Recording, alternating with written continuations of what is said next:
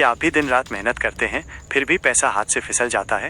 क्या लगता है कि बिजनेस में किस्मत साथ नहीं देती या पैसा सिर्फ दूसरों के भाग्य में लिखा है? सच्चाई ये है, दौलत पहले दिमाग में बनती है फिर बैंक में।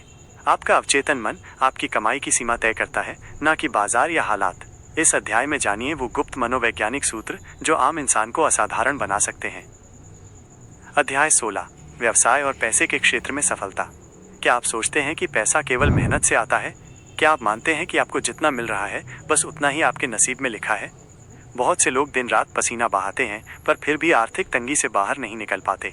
दूसरी ओर कुछ लोग जैसे जैसे सोचते हैं वैसी ही समृद्धि उनकी ओर खिंची चली आती है। इसका रहस्य है आपका अवचेतन मन।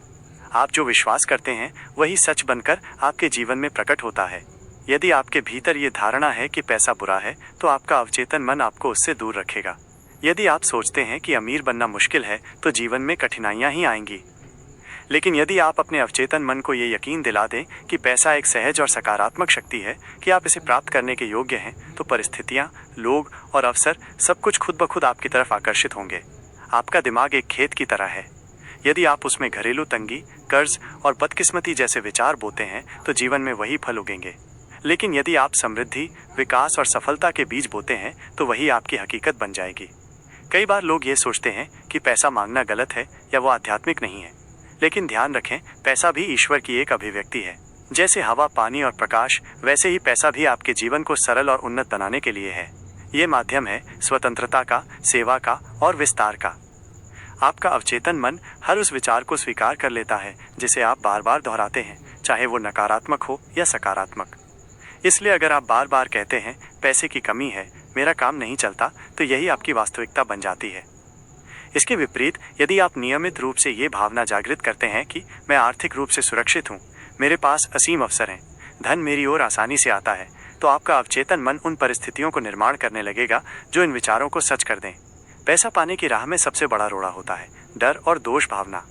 यदि आप पैसे के बारे में सोचते हुए भयभीत हो जाते हैं या आपको लगता है कि आप इसके लायक नहीं हैं, तो ये भावना आपके भीतर एक विरोध उत्पन्न करती है। ये विरोध आपके अंदर ही आपके लक्ष्यों की राह रोक देता है।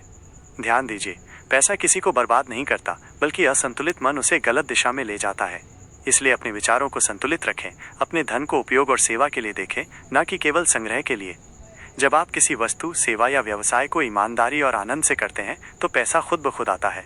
और जब आप दूसरों को मूल्य देते हैं तो ब्रह्मांड उसे 100 गुना करके लौटाता है। अब एक सरल लेकिन प्रभावशाली अभ्यास करें। हर दिन सुबह और रात को ये वाक्य ध्यान से दोहराएं।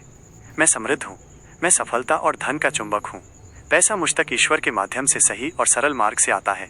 इन शब्दों को सिर्फ दोहराएं नहीं, महसूस करें। उनका कंपन आपके अवचेतन में गहराई तक उतरेगा। और जब अवचेतन मन किसी विचार को स्वीकार कर लेता है तो वो उसे सच्चाई में बदल देता है, किसी भी परिस्थिति की परवाह किए बिना। इस अध्याय का सार यही है, बाहरी दुनिया में सफलता पाने से पहले आपको अपने भीतर की दुनिया को समृद्ध बनाना होगा। आपका दिमाग वो जमीन है जहां आपकी सफलता के बीज बोए जाते हैं। उनकी देखभाल कीजिए। हर दिन उन्हें विश्वास, उत्साह और कृतज्ञता के जल से सींचिए। और फिर देखिए कैसे पैसा, सफलता और समृद्धि बिना खींचे आपकी ओर खींचे चले आते हैं। अगर आपको ये अध्याय पसंद आया हो तो अगला अध्याय सुनने के लिए चैनल को ज़रूर सब्सक्राइब करें। अगर आप किसी और किताब की ऑडियो सुनना चाहते हैं तो नीचे कमेंट में उसका नाम लिखें। मैं कोशिश करूँगा कि अगली किताब वही हो जो आप सुनना चाहते हैं। धन्यवाद और सुनते रहिए।